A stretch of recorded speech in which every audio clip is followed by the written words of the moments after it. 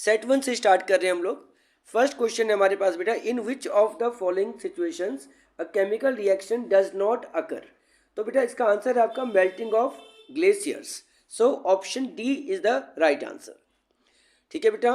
Next question है बेटा, in order to prepare hydrogen chloride gas in humid atmosphere the gas produced is pass through a guard tube, drawing tube which contains. देखो बेटा नाम से ही पता चला कि ड्राइंग ट्यूब है, इट मीन्स कि इसके अंदर कोई ऐसी चीज़ होनी चाहिए जो हमारे इस ट्यूब को क्या करे बेटा, जो है ड्राई रखे। तो ड्राई रखने के लिए बेटा आपको क्या चाहिए, कोई सा भी डिहाइड्रेटिंग एजेंट चाहिए बेटा। और डिहाइड्रेटिंग एजेंट के लिए हमारे पास चार ऑप्शंस हैं, calcium chloride, calcium oxide, calcium hydroxide, calcium carbonate. तो राइट आंसर बेटा हमारा क्या है, आपका calcium chloride. So option A will be the right answer. So question number 2 का option A is the right answer. मैं बेटा फिर से बता दूं, अभी हम लोग सेट 1 का MCQs डिस्कस कर रहे हैं, जिसके फर्स्ट क्वेश्चन का आंसर था बेटा डी और सेकंड का आपका आंसर था बेटा ए। चलिए बेटा आगे बढ़ते हैं हम लोग, क्वेश्चन नंबर 3 की तरफ चलते हैं बेटा। बहुत ही आसान क्वेश्चन है बेटा हमारे पास, आप देख सकते हैं। क्वेश्चन नंबर 3 है, the property by virtue of which a solid material can be drawn into thin wire is called. So सबको पता है बेटा डक्टिलिटी, है ना। बहुत ही आसान क्वेश्चन था बेटा। थर्ड का option B will be the right answer.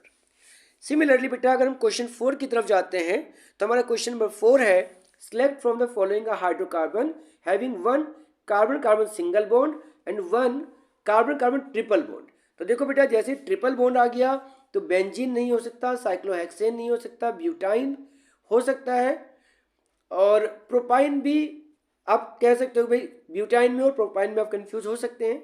लेकिन देखिए इसमें क्या लिखा है, 1 कार्बन कार्बन ट्रिपल बॉन्ड और उसके बाद बेटा क्या है, 1 कार्बन कार्बन सिंगल बॉन्ड। तो अगर आप ब्यूटाइन में जाएंगे तो बेटा सिंगल बॉन्ड इससे ज़्यादा आ जाएंगे। So right answer will be the propyne. So I repeat, question number 4 का option D will be the right answer. So butyne will be the right answer. चलिए बेटा आगे बढ़ते हम लोग क्वेश्चन नंबर 5 की तरफ। बहुत ही इंपॉर्टेंट क्वेश्चन है बेटा। क्वेश्चन 5 में लिखा बेटा, the essential element taken up from the soil by the plants to synthesise protein. आप सबने बेटा पढ़ रखा है, क्लास 8 से पढ़ रखा है आपने, राइजोबियम बैक्टीरिया वाला। तो सॉइल से बेटा हमें कौन से एलिमेंट की जरूरत पड़ती है प्लांट्स को, तो उसका आंसर क्या है बेटा, नाइट्रोजन। आई रिपीट, 5th का आंसर बी हो जाएगा, यानी नाइट्रोजन। चलिए बेटा क्वेश्चन नंबर 6 की तरफ चलते हैं। क्वेश्चन 6 बेटा थोड़ा सा इन्होंने आपको सोचने के लिए दिया था बेटा क्वेश्चन। देखिए क्वेश्चन नंबर 6 में बेटा आपके सामने कुछ स्टेटमेंट्स दे रखी हैं।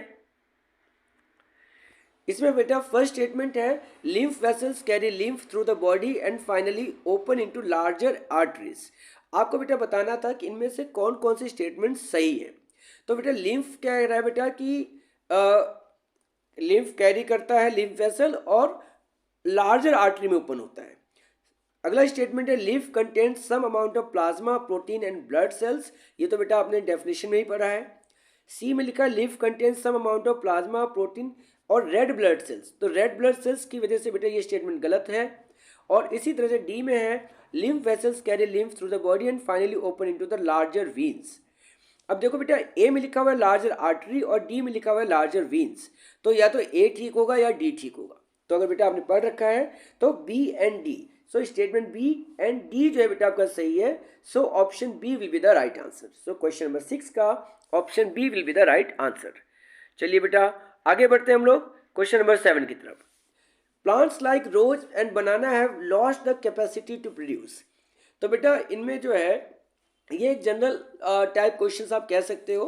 तो कि भाई ये जो प्लांट्स और जो ये रोज और बनाना जो होते हैं, इन ये क्या चीज़ बेटा प्रोड्यूस नहीं करते। तो आपको बेटा बताना है, फ्लावर्स, बर्ड्स, सीड्स, फ्रूट्स। आप ही बताइए बेटा आपने इनमें से क्या नहीं देखा इनका। तो आपको याद आ जाएगा कि बेटा आपने इनके सीड्स नहीं देखे होंगे। सो 7th का C will be the right answer. Question number 8 है बेटा आपका, in a bisexual flower. Bisexual flower का मतलब क्या होता है बेटे, ऐसा फ्लावर जिसमें मेल एंड फीमेल गैमेट्स दोनों होते हो। अब क्वेश्चन कह रहा है कि इन a bisexual flower male gametes बेटा कहाँ पर पाए जाते हैं, anther, ovary, stigma and filament. तो देखो बेटा एंथर आपका हो गया मेल और ओवरी हो गया बेटा आपका फीमेल। सो फाइनली 8th का क्या आंसर हो जाएगा बेटा आपका, एंथर। चलिए आगे बढ़ते हैं बेटा क्वेश्चन नंबर 9। क्वेश्चन नंबर 9 को बेटा साथ साथ कर लेते हैं। ये कह रहा है बेटा क्वेश्चन नंबर 9 में कि एक pure tall T P plant है जिसको बेटा हमने ड्वार्फ के साथ क्रॉस कराया, और यानी दो F1 और F2। तो ये कह रहा है कि इनका रेशियो क्या होगा। बेटा आप सबको पता है कि F1 और F2 का जो रेशियो जो होता है बेटा 3:1 होता है। तो अगर इसकी परसेंटेज वाइज करेंगे बेटा तो ये आपका हो जाएगा 100% रेशियो 75%। सो नाइन्थ का सी ऑप्शन जो है बेटा आपका, नाइन्थ का सी ऑप्शन जो है बेटा आपका आंसर हो जाएगा। आगे बढ़ते हैं बेटा क्वेश्चन नंबर 10 की तरफ। क्वेश्चन नंबर 10 देखिए बेटा, बहुत ही आसान सा क्वेश्चन था, इजी क्वेश्चन था। इसमें कई सारे बच्चे जो है इसमें एकदम ऐसे लग गए कि भाई कैलकुलेशन करने लगे, तो ऐसा कुछ करना नहीं था। क्या कर रहा है बेटा, ये कह रहे to get an image of minus to get an image of magnification of -1, है ना। और क्या दे रखा है बेटा आपको, फोकल लेंथ दे रखा है, एफ दे रखा है बेटा 20 सेंटीमीटर। तो कह रहा है ये कि ऑब्जेक्ट डिस्टेंस क्या होनी चाहिए। देखो बेटा, अगर आपको क्या करना है कि ऑब्जेक्ट आपको फोकल लेंथ दे रखा है, एफ दे रखा है, तो आप इसको इमेज एक तरह से समझो कि कह रहा है कि इमेज अगर -1 मैग्निफिकेशन हो रहा है तो ऑब्जेक्ट को आप कहाँ पे रखोगे। तो देखो बेटा, ये अगर F1 है तो आप कह सकते हो 2F1, जिसको हम C भी कहते हैं। तो क्या होना चाहिए बेटा, इसका डबल हो जाएगा। So option C will be the right answer. I repeat, question number 10 का बेटा ऑप्शन सी हो जाएगा आपका आंसर। 10th का सी हो जाएगा 40 सेंटीमीटर, 20 का सिंपली डबल कर देना था 20 सेंटीमीटर। क्योंकि आपको पता है बेटा कि हम लोग इन जनरल क्या करते हैं, ऑब्जेक्ट को जितना दूर रखते हैं इमेज उतनी छोटी बनती जाती है, और जैसे जैसे ऑब्जेक्ट को पास में लेके आते जाते हैं तो वो थोड़ा सा मैग्नीफाइड होता चला जाता है। चलिए आगे बढ़ते हैं बेटा। क्वेश्चन नंबर 11 भी इसी टॉपिक से है लगभग। क्वेश्चन 11 है बेटा, एन ऑप्टिकल डिवाइस एक्स, कोई ऑप्टिकल डिवाइस है एक्स, मिरर है, लेंस है, उसको बेटा हमने इस तरीके से रखा कि जब उसमें बीम ऑफ लाइट पड़ती है तो वो किस तरह से डिस्प्लेस होती है बेटा, लेटरली। आपको पता होना चाहिए जैसे लेटरली वर्ड आ जाए, लेटरली इन्वर्टेड की बात आ जाए, तो वहाँ पर बेटा कौन सा मिरर की बात होती है, प्लेन मिरर।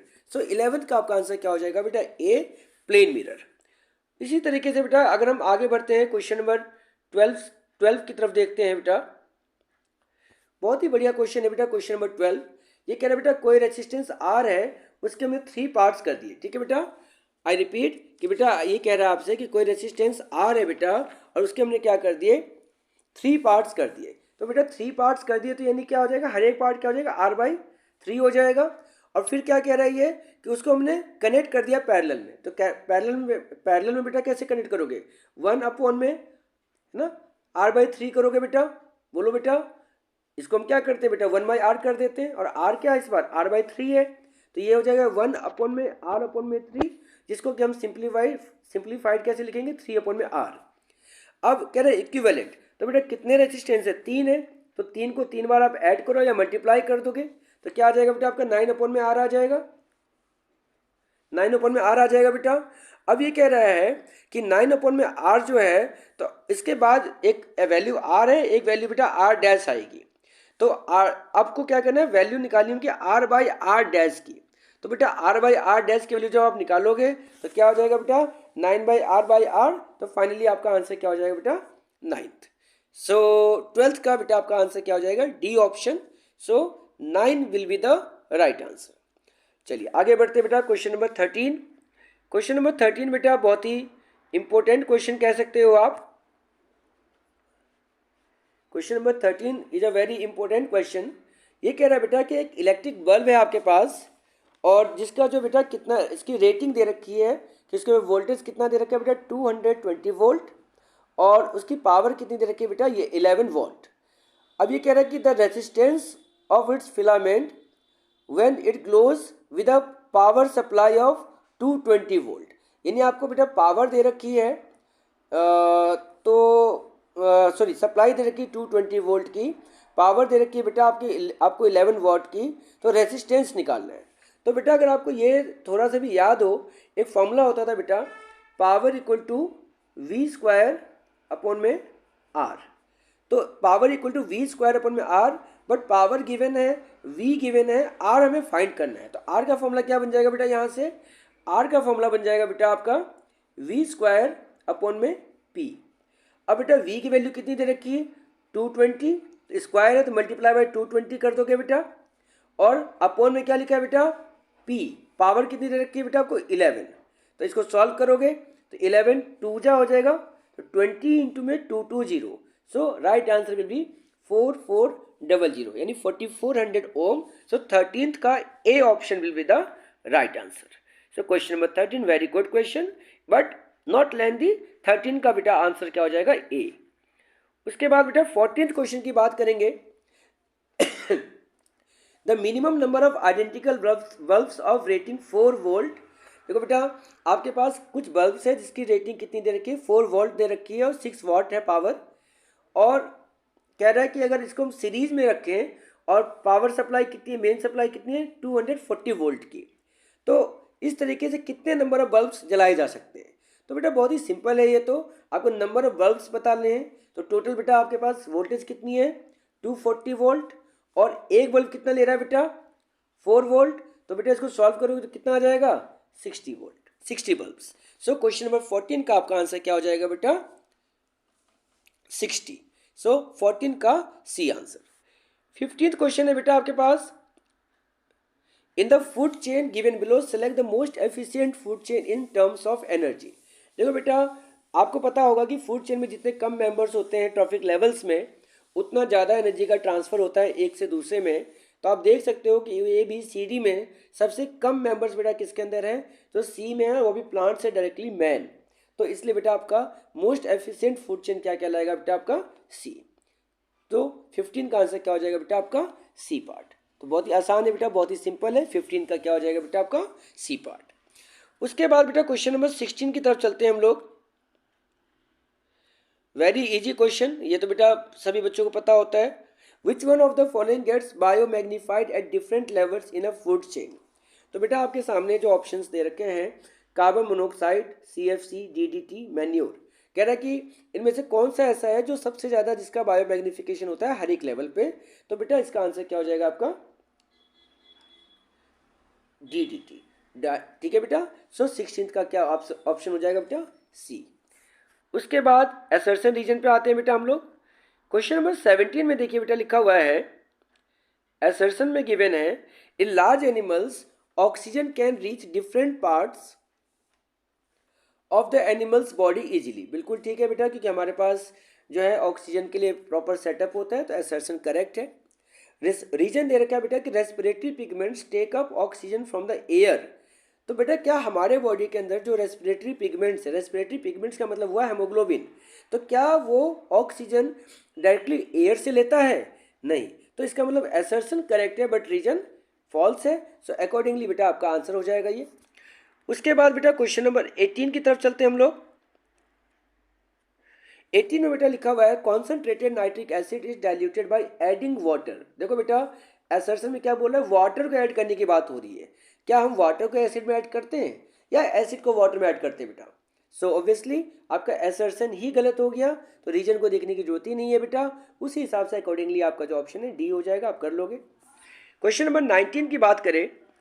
19 में बेटा लिखा हुआ है कि in reptiles the temperature at which the fertilised eggs are kept decides the sex of the offspring. हाँ बेटा ये एक प्रॉपर प्रोसेस है। आपने सुना भी होगा कि जैसे बहुत सारे जो एनिमल्स होते हैं जब उनको अपने एग्स को हैच करना होता है तो वो एक पर्टिकुलर टेम्परेचर को मेंटेन करते हैं। तो असर्शन ठीक है। रीजन लिखा हुआ है बेटा sex is not genetically determined in some animals. तो रीजन भी बेटा आपने पढ़ा है कि जैसे वो जो होते हैं बेटा जिसको हम फार्मर्स के फ्रेंड्स कहते हैं, क्या बोलते हैं उसको, अर्थवॉर्म्स। तो अर्थवॉर्म क्या होता है बेटा कि उसका जो सेक्स है कि whether it will be male और फीमेल, तो वो उसका जेनेटिक जीन डिसाइड नहीं करता बल्कि उसका इन्वायरमेंट डिसाइड करता है। तो असर्शन भी ठीक है बेटा, रीजन भी ठीक है, बट ये रिलेटेड तो बेटा नहीं लग रहा है। इसमें थोड़ा सा डाउटफुल भी लग रहा है कि अब पता नहीं क्या होगा इसका, क्योंकि इन्होंने क्लैरिटी नहीं दे रखी है। तो फिलहाल के लिए ये मान के चलते हैं कि नॉट डायरेक्टली रिलेटेड है ना। तो ये हो गया आपका, but assertion reason statement wise ठीक है। 20th क्वेश्चन की बात करते हैं बेटा, लास्ट क्वेश्चन। सिलियरी मसल्स जब कॉन्ट्रैक्ट होते हैं तो कह रहा है लेंस बिकम्स थिन। यहाँ पे बेटा थिन लिखा हुआ है, प्रॉपरली फोटो क्लिक नहीं हुई है। तो बेटा आप ही बताओ कोई चीज़ जब कोई मसल्स कॉन्ट्रैक्ट होते हैं तो वो थिन होते हैं या थिक होते हैं? तो थिक होते हैं, बट ये क्या बोल रहे हैं बेटा थिन होते हैं। तो ऑब्वियसली असर्शन ही आपका गलत हो गया। तो फाइनली हम क्या करेंगे, इसका भी आंसर क्या हो जाएगा आपका डी।